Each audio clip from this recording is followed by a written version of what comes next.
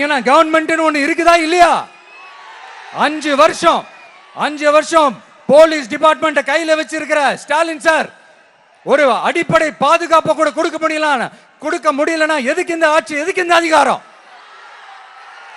அதனால என்னுடைய அம்மா, அக்கா, தங்கைகளே, தோழர்களே, இளைஞர்களே, நண்பர்களே, உங்களை நான் கேட்கிறேன், இந்த தீய சக்தி திமுக ஆட்சியில பாதுகாப்பு இருக்கா?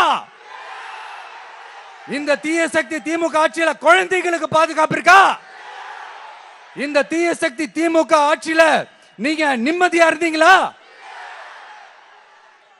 ஸ்டாலின் சாருக்கு மக்கள்லாம் முக்கியமே கிடையாது. மக்களுக்கான அடிப்படை வசதிகள், பாதுகாப்பு, இதெல்லாம் எதை பத்தியும் முக்கியமே கிடையாது. அவருக்கும் இந்த திமுக அரசுக்கும் இந்த 5 வருஷத்துல என்ன முக்கியம் தெரியுமா? குடும்பத்தோடு சேர்ந்து கொள்ளையடிச்சதான் முக்கியம்.